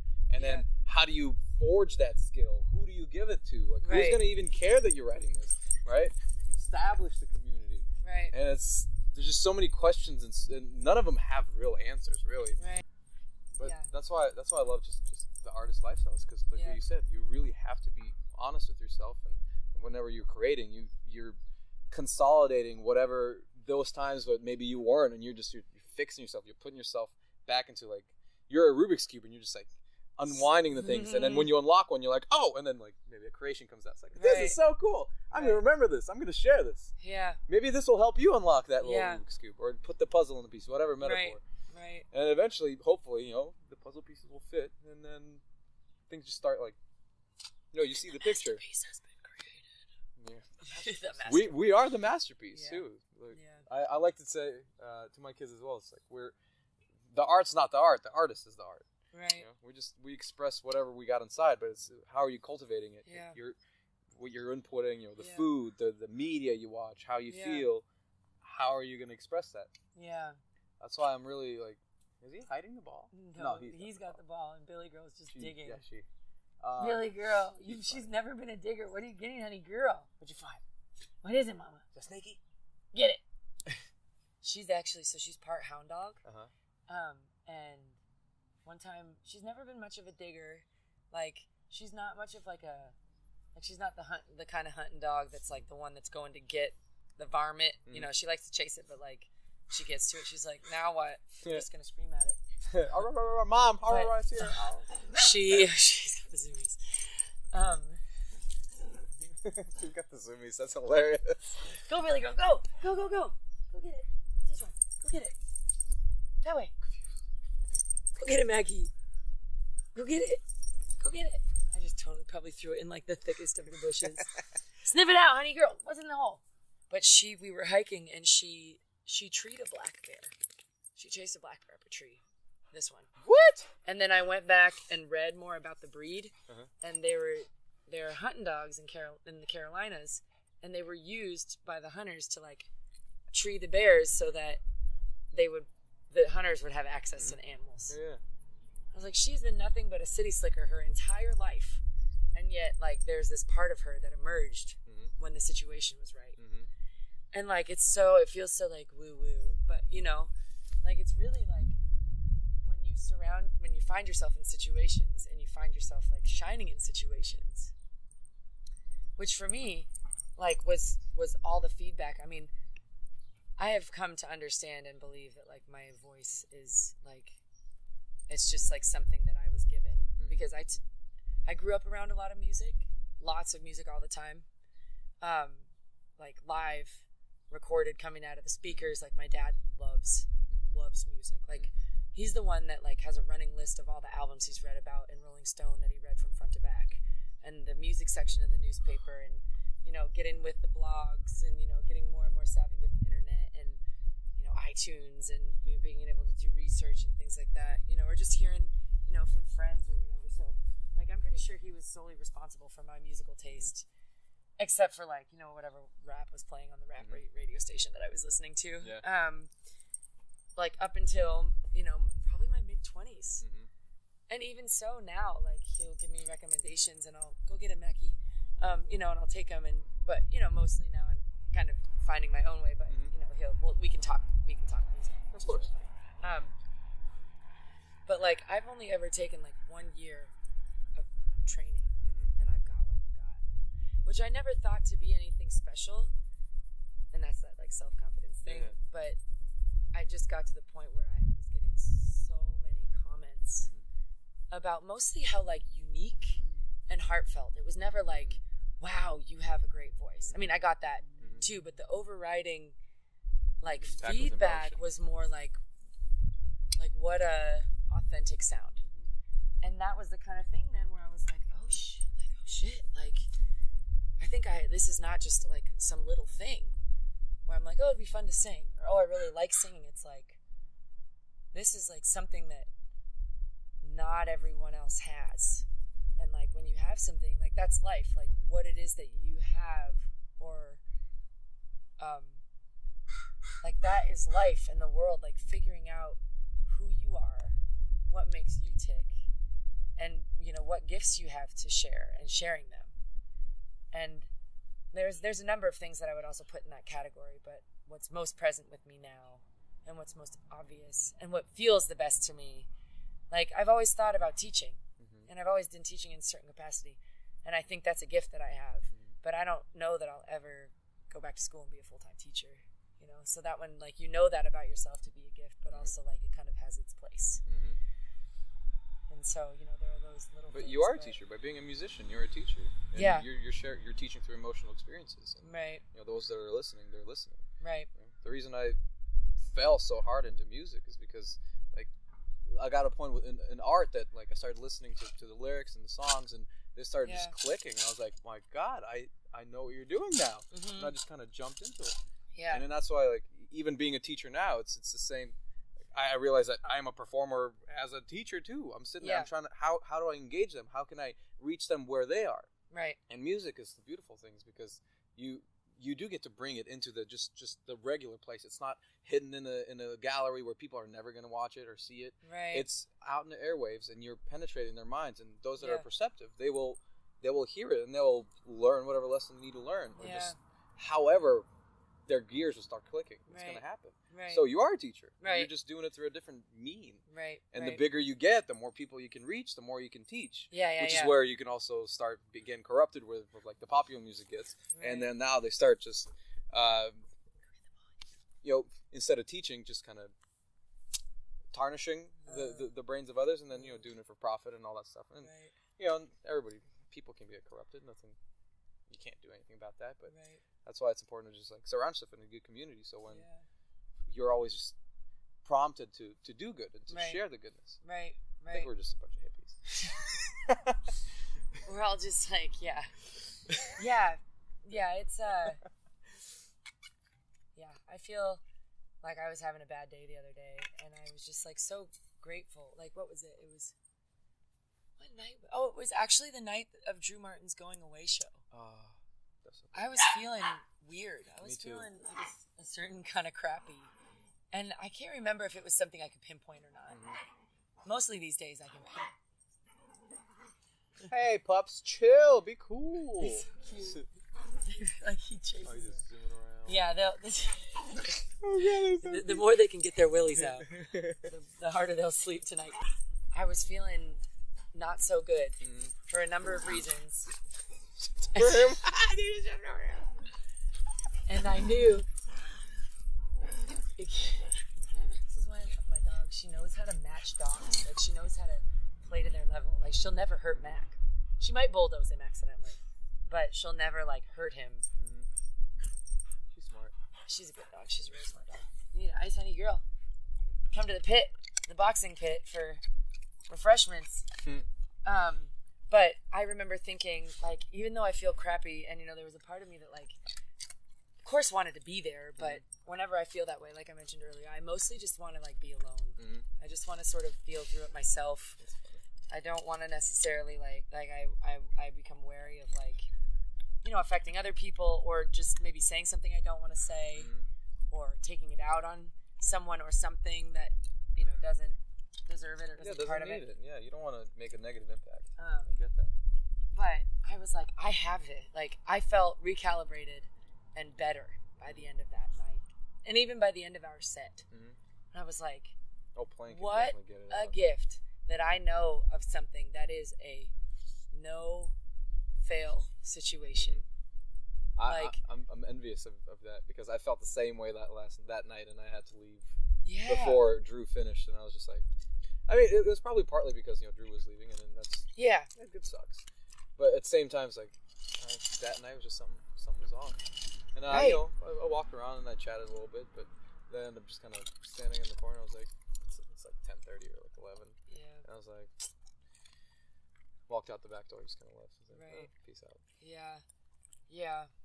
It's so nice to like feel like, getting more of a handle on like what you need to do and when you're in certain like emotional spaces. And giving yourself the freedom to. Is a big thing. Yes. Because I remember, being very judgmental and just like, and allowing other people to just kind of push you into things or convince you. It's like, no, just do what we tell you. It'll be fine for you. And then you do it, and then you feel worse, and you're just like, why? It doesn't make sense. So it's like, I'm happy that I got to a point that I don't. I mean, I love everybody around me. I truly do. To just more so than I ever have. But at the same time, it comes with the boundaries, saying, like, hey, I need to do this, and this is what I'm gonna do, regardless. And if you're gonna be mad at me for it, well, I'll deal with that. Like, I need to do me. Right. And I found too, the more that because that has been a huge adulthood lesson for me, and even like recent adulthood lesson, like being able to say no and not thinking like the person that I said no to is like secretly seething, and gonna throw it back in my face, 3 months down the line, 6 months down the line, 3 days down the line, 2 hours later, whatever. And what I observed in other people, but also have come to know in my own life, is that I think actually like more boundaried you are, the more people know what to expect. Not only do you attract a more authentic community, because they know who you are and what your limits are, but also, like I almost think like you get more respect, even if it's it's for like a difference, or maybe I just feel like I'm respecting myself more, so I'm projecting that out. Maybe that's just what I've experienced in my own life, but I even see it like in conversations, or like feeling like I have to ask like people that I trust to like sit down with them and be like knowing X about this person, how can you like maintain such a friendship with them? And whether it's like a contradictory belief or lifestyle, or maybe they did something that was you would consider like inappropriate, not like illegal or anything, but just something where you're like, oof, I don't. And talking with people that are way better at boundaries, having them and then respecting them, it was like, oh well, I'm not, it's like just because they do that thing doesn't mean that all these other things don't exist. And like also, the more that I know this person in their whole self, then the more I can know how I want to relate to them and how I can have a meaningful relationship with them. It's like, it doesn't just scare you away, because that was always my belief. Like, oh, if you are too like particular, then you're going to drive people away. The wrong people, definitely. Right. Beautiful. Which is the beautiful thing. Right. But, it takes time to get there. Yeah. Or to understand, or just to realize that like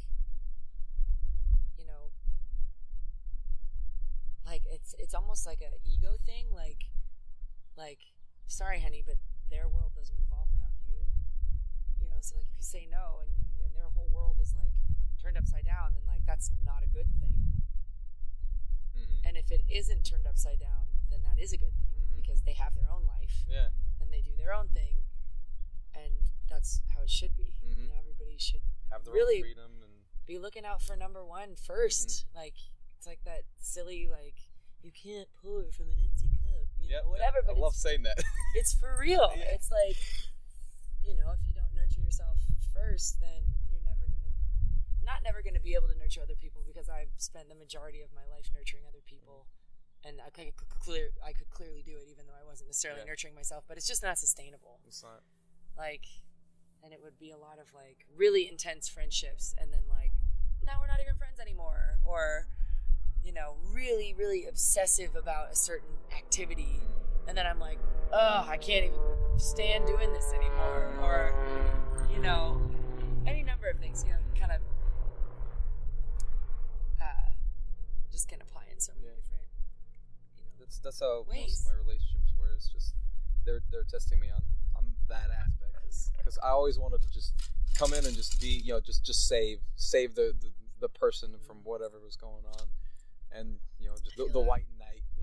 It's like, oh, you're going through crap. Oh, I got you. I'll love you. I'll love you into being better. Yeah. And then you just give and give and give. And I mean, first, you'd think I'd learn by the first relationship, but I didn't. It took me a bunch of tries. Well, and the other thing, because I'm very much like that too, though, was I had to come to terms with the fact that I couldn't just not be that way. Like, because I did that for a while. It was like, well, screw this. Like, I'm just looking out for me. And I like that, because a huge part of who I am is I'm a giver. Yeah. And that's okay, so long as there are boundaries, and so long, and they're different for everyone. But like, know what feels like you have to always be prepared to let go of whatever you're giving. So if you don't think it will feel good to not get back what you're giving, then maybe don't give it yet. Exactly. But like, I'm like, what? What is that? I don't get that. Like, if I'm a giver, I'm a giver, and if I'm not, then I'm somehow like not being fair, or being like withholding, or something silly. And it's I mean, I think that's something you can do. You can like withhold your support, and then that feels just as bad, right? So then figuring out what is the line, like, as someone who has a huge heart, and will always have a huge heart, and will always need to employ that huge heart, like, where's finding the appropriate places to employ that part of yourself, because you are that person. You won't ever not be that person, which is hard.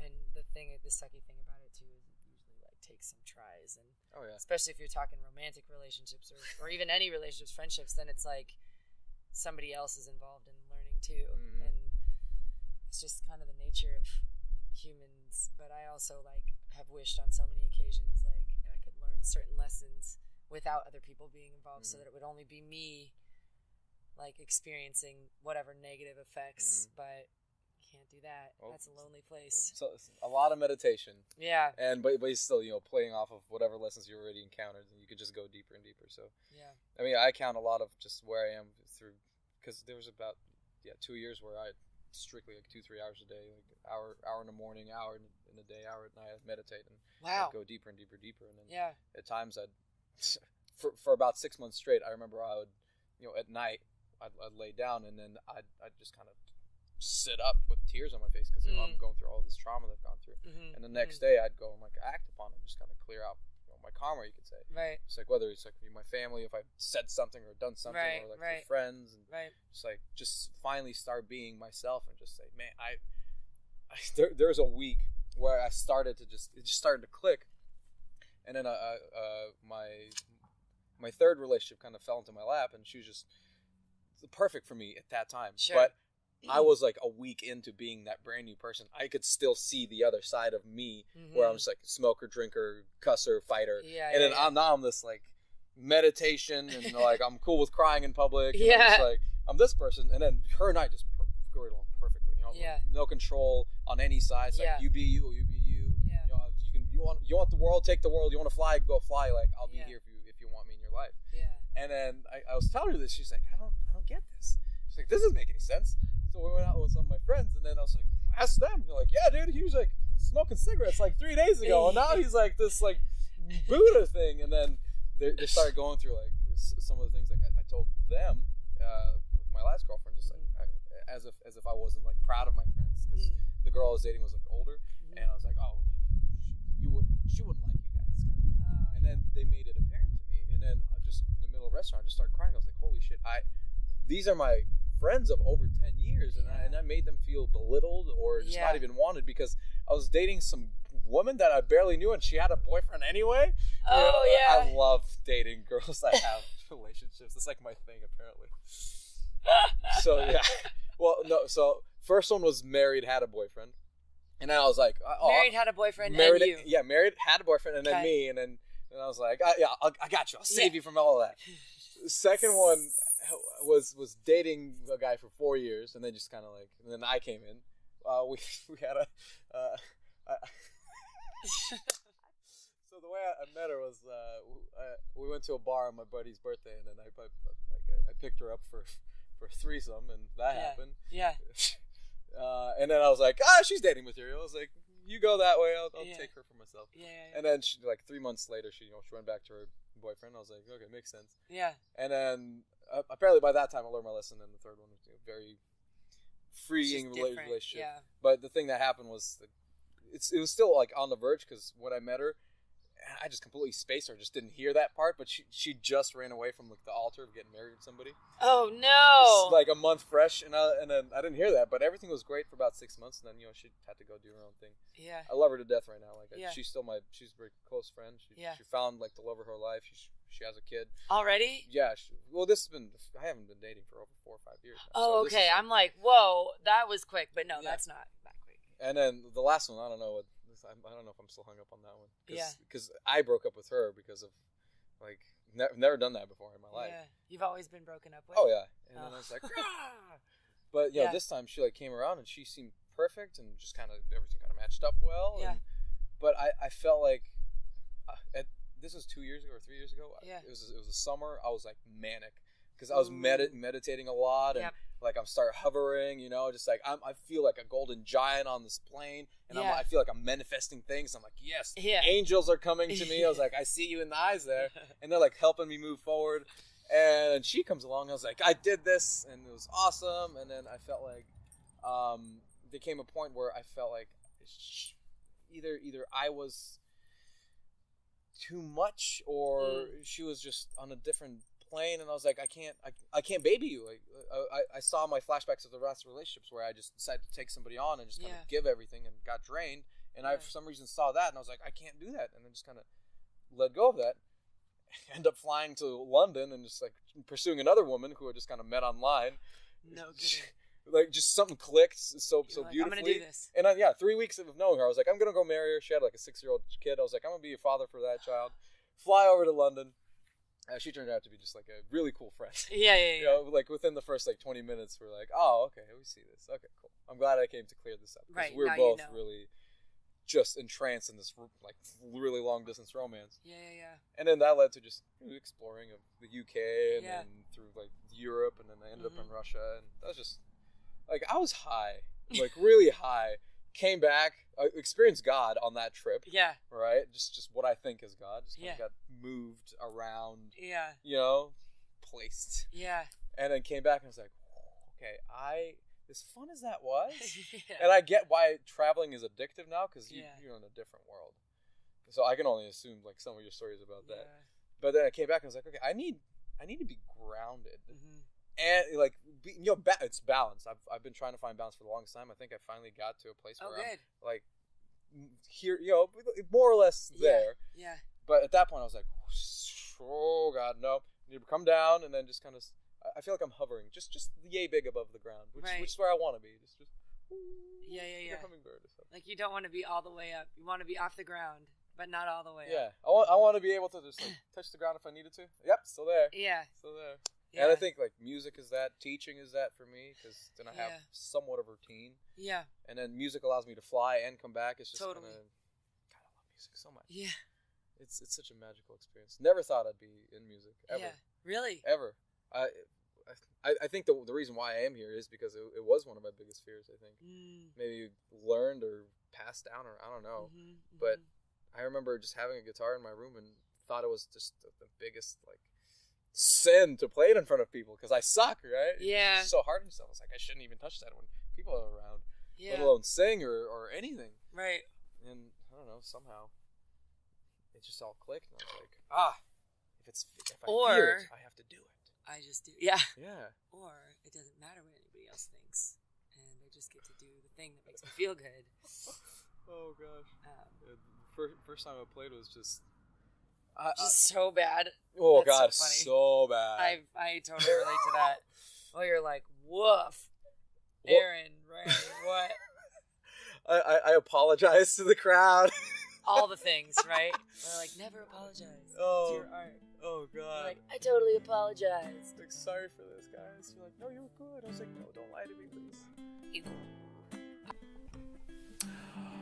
First things first, I'm the realist.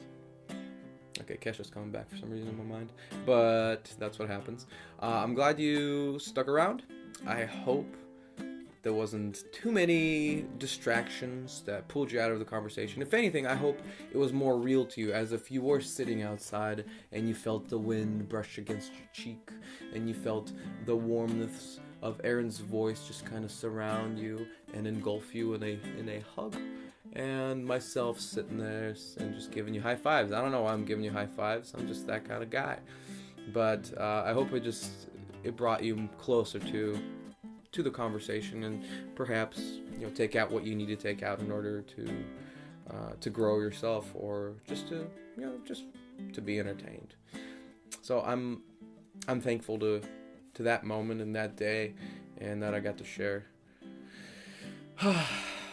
my heart with Erin. So I hope one day you get to see her, perhaps at her show at Columbia City Theater. Just keep your ears peeled, if that's even an idiom or an expression, for either Erin Murray or Honey Mustard, her band with Cody. And I'm telling you, you will not regret it if you listen to it. You will just fall apart in a good way. In a good way. Keep your eyes peeled. That's the expression. All right. Well, check it out. I'll probably try to link something, at least something of hers, on the description of this podcast. So if you are looking forward to getting more information, I will help you get started, I guess. And now I shall create a improvisational, almost had a stroke there, improvisational song that might or might not cover what we just talked about. But, I'm going to hold the emotion, the feeling of that day, and we'll see what happens. I'm excited.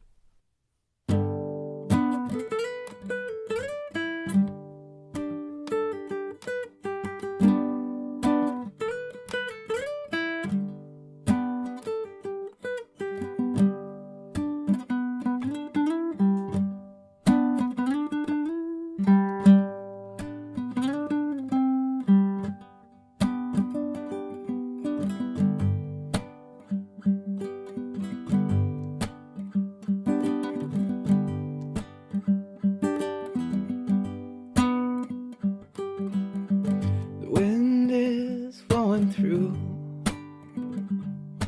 the puppies playing around, your eyes they glimmer in the sun, and the apple tree is young. Bamboo's been falling from the sky. Wish I was naked, but I'm not that guy. I cannot run away from my disguise.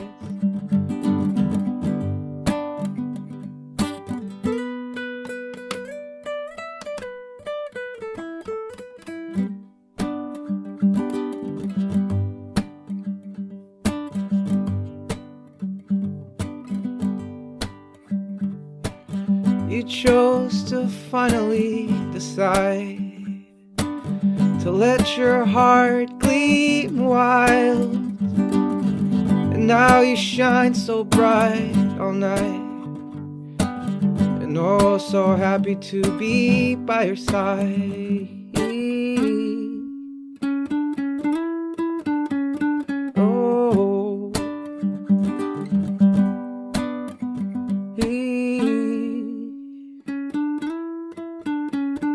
oh.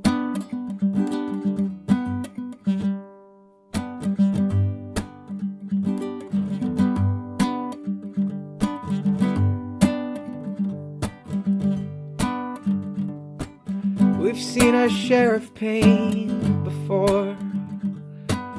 We've cried, we've fallen down, but now we know to get some thorns and put it all upon this crown. We cannot suffer, we cannot die.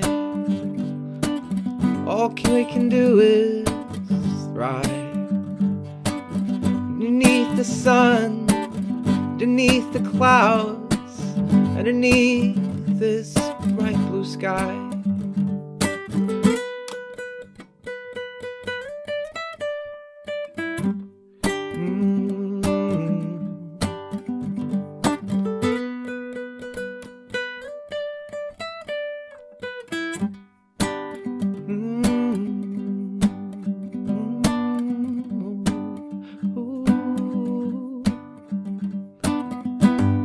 Now the time has come for you